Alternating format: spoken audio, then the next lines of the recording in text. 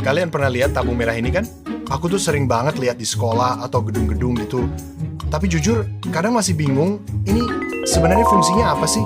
Yang jelas, ini penting banget buat keadaan darurat kalau ada api. Tapi cara kerjanya gimana? Kapan dipakai? Dan isinya itu apa aja? Nah, supaya nggak salah paham, langsung aja temenku bakal jelasin semuanya dengan lengkap. Oke, aku lanjutin ya. Jadi sebenarnya, APAR itu bukan cuma pajangan di tembok, tapi alat penting buat ngatasi kebakaran kecil sebelum api makin membesar. Sebelum bahas APAR, kita harus ngerti dulu apa itu kebakaran. Kebakaran itu terjadi kalau tiga hal berkumpul sekaligus, yakni oksigen, bahan bakar, dan sumber panas. Tiga hal ini disebut segitiga api. Kalau salah satunya hilang, kebakaran bisa berhenti. Kebakaran itu ada tahap-tahapannya, mulai dari munculnya asap sedikit, lalu api kecil, sampai akhirnya panas besar dan menghasilkan gas beracun. Makanya penanganan paling baik itu saat api masih kecil. Biar gak salah pakai APAR, kita harus tahu juga kalau kebakaran itu ada jenis-jenisnya. Mulai dari kelas A untuk benda padat seperti kayu dan kertas, lalu kelas B untuk cairan mudah terbakar, kelas C untuk listrik, dan kelas D untuk logam. Di gedung-gedung biasanya ada alat pendeteksi seperti alarm, detektor asap atau panas, dan sprinkle. Tujuannya buat mendeteksi api sebelum membesar supaya bisa cepat ditangani. Jenis-jenis APAR ada 4. Yang pertama ada CO2, yang kedua ada powder, lalu foam atau busa, dan yang terakhir ada water atau air.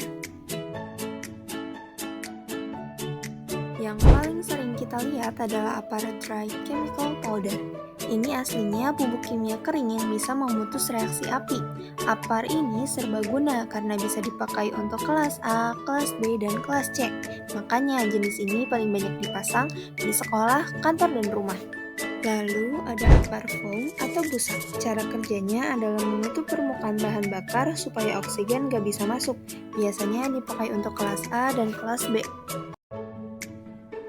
APAR foam ini tidak boleh dipakai untuk listrik ya. Berikutnya ada APAR CO2 atau karbon dioksida. APAR ini cocok buat kebakaran yang menyangkut peralatan listrik karena CO2 nggak meninggalkan bekas. Nah, APAR ini cocok untuk kelas B dan kelas C. Ada juga APAR air, tapi ini sifatnya sangat spesifik. APAR air hanya boleh dipakai untuk kelas A saja. Karena kalau dipakai untuk bensin atau listrik justru bisa berbahaya.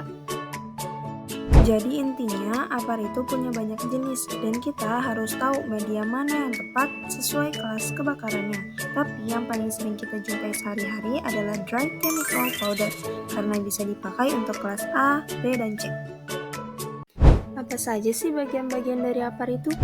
Yang pertama ada pressure gauge. Inilah indikator tekanan. Jarumnya menunjukkan apakah APAR masih punya tekanan normal atau tidak. Lalu ada pegangan atau handle yang dipakai untuk memegang tabung dan menekan tuas.